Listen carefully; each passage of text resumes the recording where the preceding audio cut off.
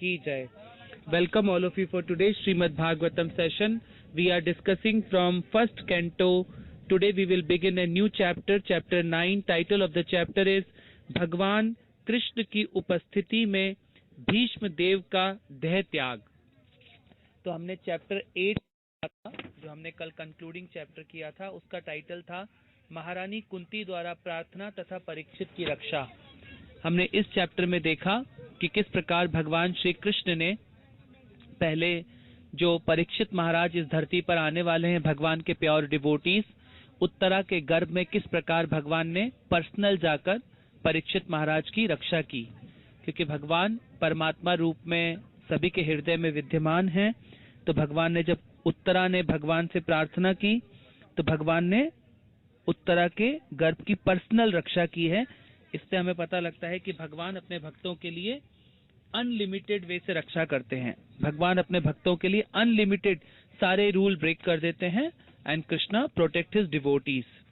फिर जब भगवान श्री कृष्ण वहां से प्रस्थान कर रहे हैं द्वारका के लिए, तो कुंती महारानी जो उनके भुआ का रोल प्ले कर रही हैं, वो आती हैं और वो भगवान श्री कृष्ण से प्रार्थना करती हैं और वो बोलती हैं, भगवान कि आप मुझे इतनी आपदाओं में रखिए ताकि मैं आपको कंटिन्यूसली याद कर सकूं. अदरवाइज हम लोग क्या होते हैं, अपने जीवन में भगवान को भूल जाते हैं. जब हम विपदाओं में होते हैं, तो कुंती महारानी ने इवन विवाह से पहले उनकी विपदाएं शुरू हो गई. जब बचपन से ही उनके ऊपर विपदाएं रही, जैसे उनका विवाह हुआ तो पांडु की मृत्यु हो गई. उसके बाद उनके पुत्रों के साथ जो कौरव थे, उनके जो सगे भाई थे ऑलमोस्ट, उन सब ने किस प्रकार व्यवहार किया. तो पूरा जीवन कुंती महारानी ने क्या देखी, बहुत सारी परेशानियां देखी. परंतु फिर भी वो भगवान की प्योर डिवोटी हैं, तो उनको रियलिटी पता है कि सब कुछ कृष्णा हैज प्लान्ड. और अंत में जब युद्ध हुआ, इतना बड़ा युद्ध जब अनएविटेबल हो गया, तो युद्ध में भी जब उन्होंने इतने सारे करोड़ों लोग मारे गए, तो फिर भी कुंती महारानी क्या बोल रही हैं, भगवान इस तरह की आपदाएं आप हमें और दीजिए ताकि हम क्या कर सकें, आपको कंटिन्यूसली याद कर सकें. क्योंकि कुंती महारानी को ये पता था कि ये कोई ऑर्डिनरी व्यक्ति नहीं है, ये भगवान सुप्रीम भगवान हमारे बीच में रह रहे हैं और सब कुछ इन्होंने ही प्लान किया है. उसके बाद जब कुंती महारानी अपनी प्रेयर्स को समाप्त करती हैं, हमने लास्ट प्रेयर में देखा था वो किस प्रकार कुंती महारानी बोलती हैं, भगवान आपका ग्लोरिफिकेशन करना तो इम्पॉसिबल है, फिर भी मैंने एक टिंज सा, टाइनी सा क्या किया है, मैंने भगवान आपका ग्लोरिफिकेशन किया है.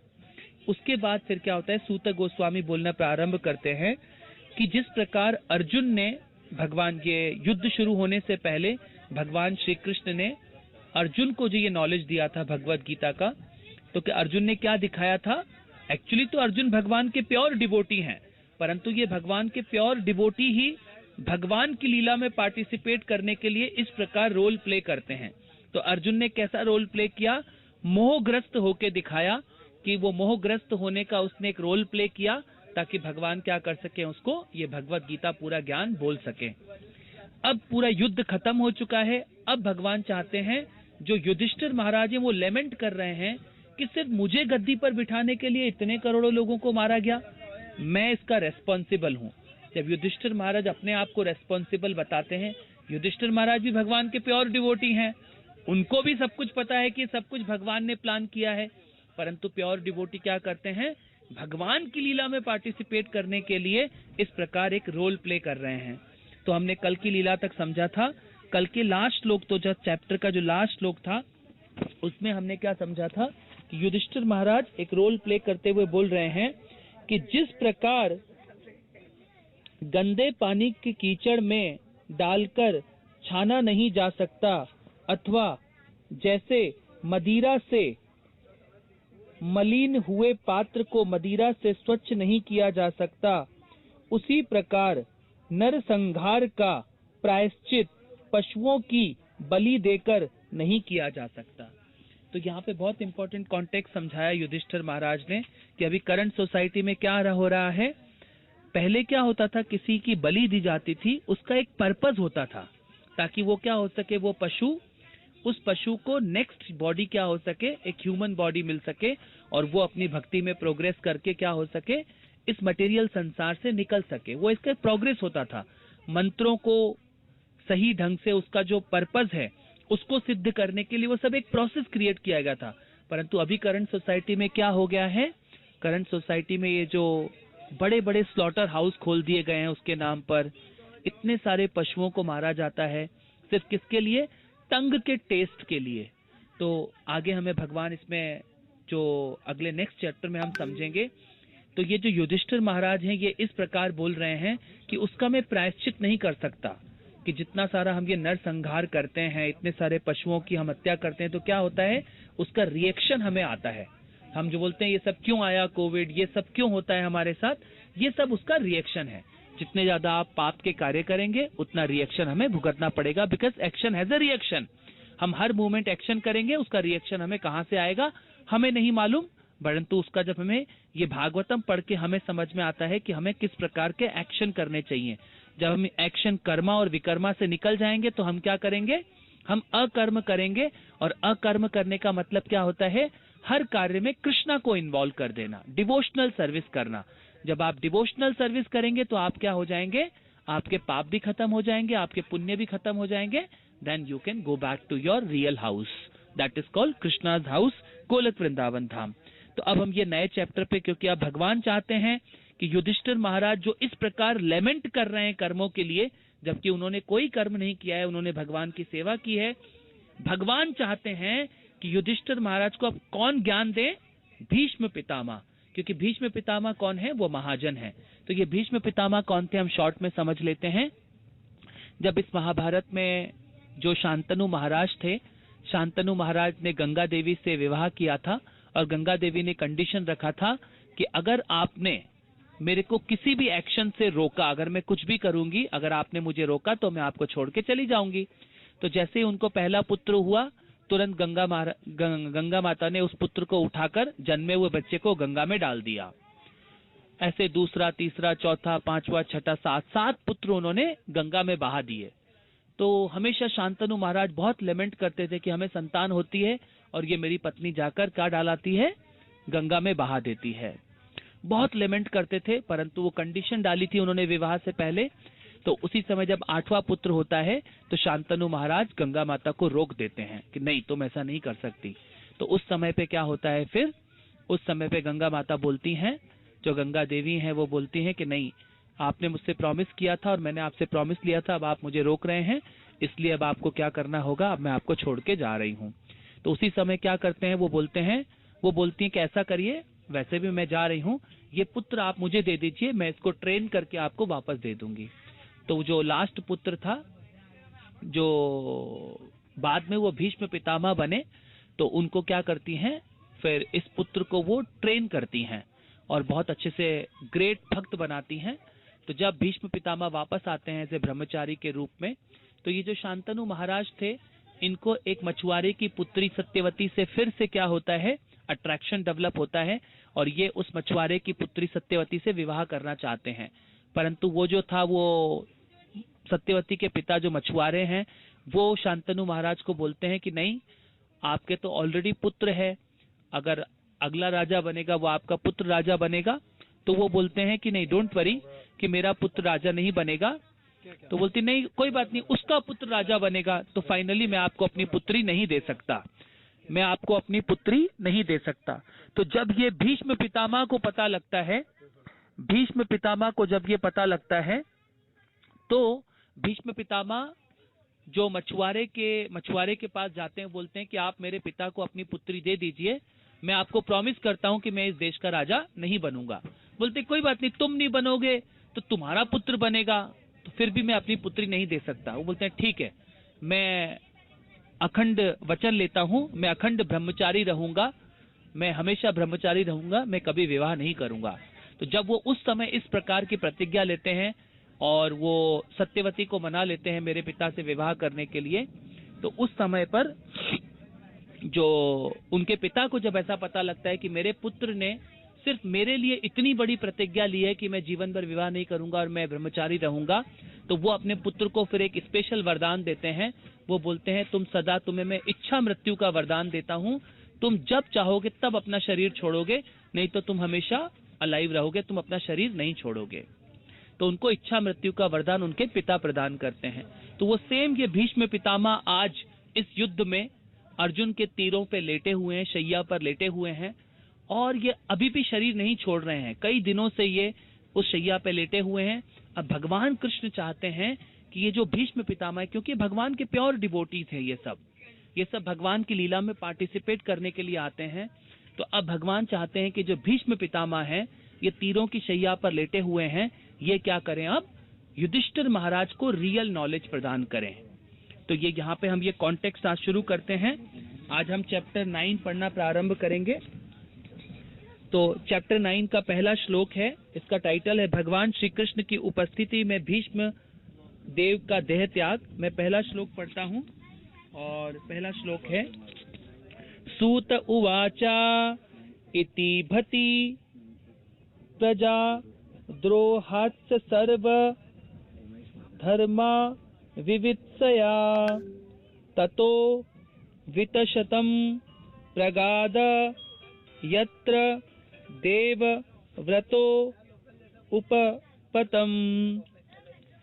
सूत गोस्वामी ने कहा, कुरुक्षेत्र के युद्ध स्थल में इतने सारे लोगों का वध करने के कारण घबराए हुए महाराज युधिष्ठिर उस स्थल पर गए जहां नरसंहार हुआ था, जहां पर भीष्म देव मरणासन होकर शरशैया पर लेटे थे। तो युधिष्ठिर महाराज ने इतना बड़ा ग्रेट मैसेकर में जाते हैं, जहां पर ऐसा भागवतम में लिखा है 64 million people died in that battle. जब उस युद्ध के सीन को जब युधिष्ठिर महाराज देख रहे हैं, तो वो क्या होते हैं, बहुत लेमेंट करते हैं युधिष्ठिर महाराज की, मेरी वजह से, सिर्फ मुझे इस राजगद्दी पे बिठाने के लिए मैंने इतने करोड़ों लोगों की हत्या कर दी है। सिर्फ एक, एक्चुअली दुर्योधन भी तो लीड कर रहा था, किसी को मरना नहीं पड़ता, दुर्योधन भी राजा बना हुआ था, परंतु भगवान चाहते थे, भगवान का क्या कंडीशन होता है, परित्रणाय साधुनाम विनाशाय च दुष्कृताम धर्म संस्थापनार्थाय संभवामि युगे युगे। भगवान बोलते हैं, मैं धर्म की संस्थापना करने के लिए बार बार इस every millennium I appear in this material world. तो ये भगवान का एक है, भगवान भक्तों की रक्षा करने के लिए और दुष्टों का संहार करने के लिए धरती पर अवतरित होते हैं। तो ये सारा प्लानिंग भगवान ने किया था, परंतु भगवान चाहते हैं, अब जो युधिष्ठिर महाराज इस तरह लेमेंट कर रहे हैं, मोहग्रस्त होकर दिखा रहे हैं, वो चाहते हैं कि भगवान अब वो यहाँ पर रियल नॉलेज जो है, क्योंकि भीष्म पितामह क्या है, हमारे इस पूरे वैष्णविज्म में 12 महाजन हैं, उसमें से भीष्म पितामह भी एक महाजन है। तो क्या करना चाहिए, हमें महाजनों को फॉलो करना चाहिए।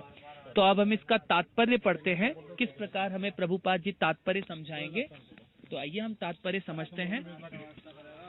इस नवम अध्याय में, जैसा कि भगवान श्री कृष्ण की इच्छा थी, भीष्मदेव राजा युधिष्ठिर को वृत्ति विषयक कर्तव्यों के संबंध में उपदेश देंगे। भीष्मदेव इस मर्त्य लोक से प्रयाण करते समय भगवान से अंतिम प्रार्थना भी करेंगे और इस प्रकार भावी भौतिक कार्यों के बंधन से मुक्त हो जाएंगे। भीष्मदेव को वरदान प्राप्त था कि वे इच्छा अनुसार देह त्याग कर सकते हैं, और वे अपनी इच्छा से ही इस तरह सरशैया पर लेटे थे। इस महान योद्धा का इस प्रकार से निधन समस्त समकालीन श्रेष्ठ पुरुषों को आकृष्ट करने वाला था। अतएव सारे लोग इस महात्मा के प्रति अपने प्यार, सम्मान तथा स्नेह की भावना प्रदर्शित करने के लिए वहां पर एकत्र हुए थे। तो देखिए प्रभुपाद जी कितने अच्छे से इस परपोर्ट को बता रहे हैं। प्रभुपाद जी बोल रहे हैं, जो भीष्म पितामह थे, उनको इच्छा मृत्यु का वरदान था, वो जब चाहें शरीर छोड़ सकते थे। और भीष्म पितामह भी सोचिए, भीष्म पितामह चाहते तो अर्जुन को कभी का खत्म कर चुके होते। मैं उनको पता था कि भगवान उस रथ पे बैठे हुए हैं, और क्या होते हैं, भक्त भी अडिग होते हैं, भगवान भी अडिग होते हैं। तो भगवान क्या करना चाहते थे, भीष्म पितामह की भगवान को इच्छा पूरी करनी थी। भीष्म पितामह चाहते थे कि भगवान ने जो प्रॉमिस किया है कि मैं कोई हथियार नहीं उठाऊंगा, भीष्म पितामह चाहते थे कि मैं भगवान को उस रूप में देखूं। तो भगवान ने उनकी इच्छा फुलफिल करने के लिए क्या किया, उस चक्र को उठा लिया था, और वो क्या दौड़ पड़े थे, भीष्म पितामह की तरफ दौड़ पड़े थे। भीष्म पितामह चाहते थे कि मैं भगवान को ऐसे देखूं, वो दिखाना चाहते थे कि इस दुनिया को कि भगवान अपने भक्त के लिए कुछ भी कर सकते हैं। अर्जुन को बचाने के लिए भीष्म पितामह को पता था कि भगवान कुछ भी करेंगे। तो जब अर्जुन जब उन्होंने इतने तेजी से तीर चलाए थे, अर्जुन तो भीष्म पितामह के सामने कुछ भी नहीं था, मगर फिर भी भगवान चाहते थे, क्योंकि भगवान चाहते थे कि मेरे प्योर डिवोटी क्या हो, ग्लोरिफिकेशन हो। उन्होंने अर्जुन का भी ग्लोरिफिकेशन करके दिखाया और भीष्म पितामह को भी ग्लोरीफाई करके दिखाया। तो ये भगवान, और भगवान क्या करते हैं, अपने भक्तों के साथ लीला करने के लिए सब पूरा का पूरा रचते हैं। तो यहाँ पर जो भीष्म पितामह हैं वो उस मरण शैया पर लेटे हुए हैं, उस कंडीशन में लेटे हुए हैं, और यहाँ पर वो अभी युधिष्ठिर महाराज वहां आएंगे। और भगवान श्री कृष्ण, सोचिए कितने भाग्यशाली होंगे भीष्म पितामह जब वो शरीर छोड़ रहे हैं उस समय, क्योंकि ये कंडीशन होती है, अंत काले च माम एवा स्मरण मुक्त्वा कलेवरम। At the time of death, जब हमारी मृत्यु का समय आएगा, जो हमारा लास्ट दिन होता है, उस दिन हम जो याद करते हैं, हमें वैसा शरीर नेक्स्ट मिल जाता है। तो इसीलिए कंडीशन होती है कि हम मृत्यु के समय क्या कर पाए, भगवान को याद कर पाए। मगर अगर आपने पूरा जीवन प्रैक्टिस नहीं किया है तो उस समय जो इस बॉडी का पित्त कफ वायु होता है वो इतना डिस्टर्ब होता है, आपको इतना पेन होगा कि आप उस समय भगवान को याद नहीं कर पाएंगे। Not possible to remember Krishna in that time. मान लीजिए कोई एक बच्चा है, 10वीं क्लास में पढ़ रहा है, पूरे साल तो उसने मस्ती की, कुछ भी पढ़ाई नहीं की, एक दिन पहले सोचे कि चलो अभी जल्दी किताब पढ़ के कल एग्जाम दे दूंगा, तो क्या वो बच्चा पास होगा? वो बच्चा पास नहीं होगा। उसी तरह अगर मान लीजिए उसी बच्चे ने पूरा जीवन बहुत अच्छे से पढ़ाई की है, 10th क्लास बहुत अच्छे से पढ़ाई की है, तो वो बड़े आराम से जाके एग्जाम लिखेगा और बहुत अच्छे से एग्जाम को क्लियर करके नेक्स्ट क्लास में पहुंच जाएगा। ऐसे ये ह्यूमन लाइफ है। इस ह्यूमन लाइफ में अगर हम पूरे जीवन सिर्फ यही करते रहेंगे, आहार निद्रा भय मैथुनम च, खाने का कार्य पशु भी कर रहे हैं, हम भी कर रहे हैं। आहार खाने का कार्य सेम है, निद्रा पशु भी सोते हैं, हम भी सोते हैं। आहार निद्रा भय, हम भी अपने आप को प्रोटेक्ट करने में लगे हुए हैं, और पशुओं के भी बहुत सारे तरीके होते हैं अपने आप को प्रोटेक्ट करने के। हम अपने आप को प्रोटेक्ट करने के लिए बहुत सारे बड़े बड़े घर बनाते हैं, सिक्योरिटी सिस्टम बनाते हैं, बड़े बड़े, जैसे अमेरिका ने 7000 न्यूक्लियर बॉम्ब बना लिए हैं, रशिया ने 6700 न्यूक्लियर बॉम्ब बना के रखे हैं। तो ये सब क्या है, हम अपने आप को प्रोटेक्ट करने की टेक्नोलॉजी बना रहे हैं। पशुओं की भी अपनी अपनी टेक्नोलॉजी है, आहार निद्रा भय और मैथुनम च, उनकी भी सेक्स प्रक्रिया है, पशुओं की भी सेक्स प्रक्रिया है। तो ये चारों काम तो हम कॉमन कर रहे हैं, जैसे पशु कर रहे हैं वैसे हम भी कर रहे हैं। बट इस ह्यूमन बॉडी में एक स्पेशल क्या करना है, इस ह्यूमन बॉडी का मेन एक ही पर्पस होता है, कैसे हम अपने भगवान को जान सकें और उस रिश्ते को डेवलप कर सकें। तो यहाँ पे भगवान ये मैसेज देना चाहते हैं, किसके थ्रू? भीष्म पितामह के थ्रू। किसको? युधिष्ठिर महाराज को, क्योंकि युधिष्ठिर महाराज यहाँ लेमेंट कर रहे हैं कि मेरी वजह से ये इतना बड़ा युद्ध हुआ है, सिर्फ मुझे भगवान राजगद्दी पे बिठाना चाहते हैं, इसकी वजह से ये इतना बड़ा युद्ध हुआ है। तो यहाँ पर अभी युधिष्ठिर महाराज, क्योंकि भगवान अब उस सोचिए कितने भाग्यशाली हैं, भगवान उनके सामने खड़े हैं। अब वो भगवान को देखते हुए अपने शरीर छोड़ेंगे, जो भीष्म पितामह हैं भगवान की उपस्थिति में शरीर छोड़ेंगे, और जो भी भगवान की उपस्थिति में शरीर छोड़ते हैं वो क्या होते हैं?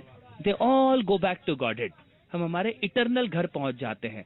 इटर्नल घर पहुंचने से मतलब है हम लोग 100% कृष्णा कॉन्शियस हो जाते हैं, तो हमें वो हमारी रियल पोजीशन प्राप्त होती है। अब हम श्लोक नंबर 2 पढ़ते हैं। श्लोक नंबर 2 बहुत सुंदर है।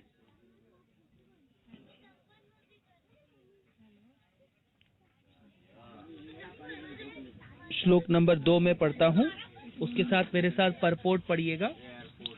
अब देखिए श्लोक नंबर 2 में क्या बोल रहे हैं वो। श्लोक नंबर 2 है,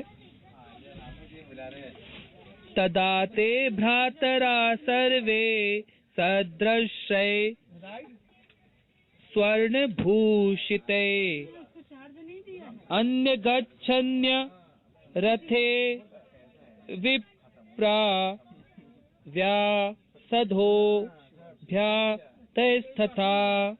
बोल रहे हैं उस समय उसके सारे भाई स्वर्ण भूषणों से सजे हुए उच्च कोटि के घोड़ों द्वारा खींचे जाने वाले सुंदर रथों पर उनके पीछे पीछे चल रहे थे।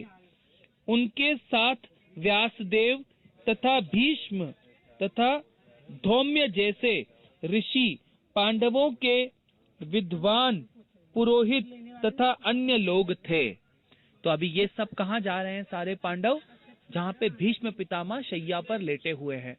तो जब आप कुरुक्षेत्र में कभी दर्शन करने जाएंगे तो वो स्थान आज भी है जहाँ पर ये भीष्म पितामह शैया पर लेटे हुए थे। वहाँ पे बहुत सुंदर मंदिर है जहाँ पे वो गंगा को आमंत्रित किया गया था, वो गंगा जी भी हैं। तो इस तरह जब हम इन स्थानों पर जाते हैं, ये स्थान, ये तीर्थ स्थानों का क्या मतलब होता है, ये बहुत पवित्र स्थान होते हैं जहाँ पर भगवान के प्योर डिवोटी पहुंचे होते हैं। तो ये जो कुरुक्षेत्र है वो क्या है, धर्म का स्थान है। कुरुक्षेत्र क्या है, जहाँ पे सबसे बड़ा धर्म हुआ है। ये दुनिया के दो बड़े युद्ध किस लिए लड़े गए थे, धर्म की स्थापना करने के लिए लड़े गए थे। जो कुरुक्षेत्र का युद्ध है और रामायण का युद्ध लड़ा गया था वो क्या है, धर्म की स्थापना के लिए और नारी के सम्मान के लिए लड़े गए थे ये दोनों युद्ध। तो यहाँ पर जो यहाँ पे बता रहे हैं, जो अभी क्या है, सारे के सारे पांडव, सारे पांचों पांडव अपने अपने रथ पर बैठकर कहाँ जा रहे हैं, भगवान के साथ, कृष्ण के साथ वो कहाँ पहुंच रहे हैं, जहाँ पे भीष्म पितामह शैया पर लेटे हुए हैं।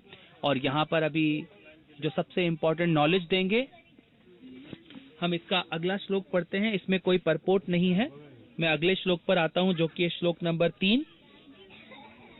श्लोक नंबर 3 में पढ़ता हूँ, भगवान अपि विप्रवे रथेन स्वा धनंजया स तव्यो रोचत नृपा कुबेर इव कहे। हम इसका पहले ट्रांसलेशन पढ़ते हैं। हे ब्रह्म ऋषि, भगवान श्री कृष्ण भी अर्जुन के साथ रथ पर सवार होकर पीछे पीछे चले आ रहे थे। इस प्रकार राजा युधिष्ठिर अत्यंत राजसी प्रतीत हो रहे थे, मानो कुबेर अपने साथियों गुहकों से घिरा हो। तो ये अभी ये सारे के सारे पांचों पांडव भाई और युधिष्ठिर महाराज के साथ और भगवान श्री कृष्ण के साथ उस भूमि पर प्रस्थान कर रहे हैं। इसका तात्पर्य पढ़ते हैं हम। तात्पर्य श्रीला प्रभुपाद जी के द्वारा। श्रीला प्रभुपाद की जय। भगवान श्री कृष्ण चाहते थे कि सारे पांडव भीष्म देव के पास पूरे राजसी ठाट बाट से जाएं, जिससे वे अपने अंतिम समय में उन्हें देखकर प्रसन्न हों।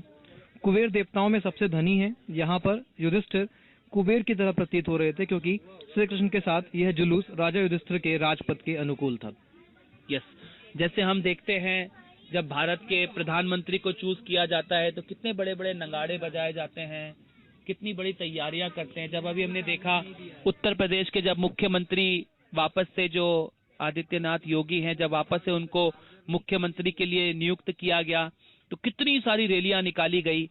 तो सोचिए यहाँ पर कोई ऑर्डिनरी पर्सन थोड़ी राजा बन रहे हैं। अब युधिष्ठिर महाराज जो धर्मराज हैं और उसको किसने नियुक्त कर रहे हैं, भगवान खुद नियुक्त करना चाहते हैं। तो जब तक भगवान का प्योर डिवोटी लीड नहीं करेगा तो ये सब कैसी पॉलिसीज बनाते हैं। यहाँ पे हमें क्या समझना है, ये सब कैसी, भगवान ने क्या सिस्टम बनाया था, वर्णाश्रम सिस्टम। मतलब सबसे पहले ब्राह्मण, क्षत्रिय, वैश्य, शूद्र। तो ब्राह्मणों का क्या कार्य करना होता था, पठन पाठन यजन याजन दान प्रतिज्ञा। ब्राह्मण क्या करते थे, क्षत्रियों को प्रॉपर नॉलेज देते थे। जो राजा होते थे तो उनको क्या होता, जब प्रॉपर नॉलेज मिलती थी तो वो पूरी प्रजा को गाइड करते थे। अभी इस पूरी सोसाइटी में क्या हो गया है, रियल ब्राह्मणों को सोसाइटी से निकाल दिया गया है। तो अब जब ब्राह्मण नहीं रहेंगे, जब इस बॉडी में हेड पार्ट नहीं रहेगा तो ये पूरी सोसाइटी क्या हो गई है, अभी डिस्टर्ब हो गई है। पूरी सोसाइटी एंजाइटी में जीती है हर मोमेंट, क्योंकि क्या है, रियल गाइडेंस नहीं मिल रही है। और अभी जो हमारे लीडर है वो कैसी पॉलिसीज बनाते हैं, वो सारी पॉलिसीज कैसी है जिसमें जनता परेशान रहेगी। उस समय पॉलिसीज कैसे बनती थी, ये सारी जनता कैसे भगवान की भक्ति करे और इस भौतिक संसार से निकलने का प्रयास करे। तो जब अभी इस सोसाइटी में क्या हुआ है, कौन लीड करना चाहते हैं, सारे बिजनेसमैन लीड करना चाहते हैं। आज दुनिया की सबसे टॉप मोस्ट कंपनियां कौन है, गूगल, माइक्रोसॉफ्ट, अमेजॉन, ये सारी कंपनियां क्या है, सारा बिजनेस लीड करना चाहती हैं। ये सब क्या है, सबका एक्सप्लॉइट करना चाहती हैं। परंतु भगवान के समय कैसी पॉलिसीज होती थी, ये सारे जो बड़े बड़े ग्रेट क्षत्रिय ये कैसी पॉलिसीज बनाते थे, ब्राह्मणों से ज्ञान लेकर रही पॉलिसीज बनाते थे, कैसे हम इस सोसाइटी को लीड करें। तो इसी प्रकार से यहाँ पर अभी सारे के सारे जो पांडव हैं वो किसके साथ जा रहे हैं, बड़े ग्रेट जुलूस लेकर युधिष्ठिर महाराज से मिलना चाह रहे हैं। और युधिष्ठिर महाराज सबके साथ भीष्म पितामह के पास जा रहे हैं, क्योंकि भीष्म पितामह देखना चाहते थे वो दुर्योधन की साइड से क्यों लड़े थे, ताकि दुर्योधन क्या हो जाए, सब कुछ समाप्त हो जाए, ये दुर्योधन सारे कौरव मारे जाएं और इसमें जो युधिष्ठिर महाराज हैं सारे पांडव क्या हो, विजय हो। और ताकि वो देखना चाहते थे इस युद्ध, इस गद्दी पर, राज गद्दी पर कौन बैठे हैं, अब युधिष्ठिर महाराज बैठ चुके हैं। इसीलिए वो जो भीष्म पितामह थे वो मरण शैया पर लेटे हुए थे और वो इतने दिन वेट कर रहे थे कि मैं युधिष्ठिर महाराज को जो मुकुट होता है, उनको राज सिंहासन का मुकुट पहने देख लूं, ताकि हाँ अब ये जो राज्य है ये एक सही व्यक्ति के हाथ में है। अब ये वो जो भीष्म पितामह है वो देखना चाहते थे और वो बिल्कुल राजा की तरह अपने भगवान के साथ, अर्जुन और अपने भाइयों के साथ वो जहां पर लेटे हुए हैं उनके पास वो जा रहे हैं, भीष्म पितामह के पास, और भगवान उनके साथ है। तो आज की कथा को हम यहीं विराम करते हैं। हम कल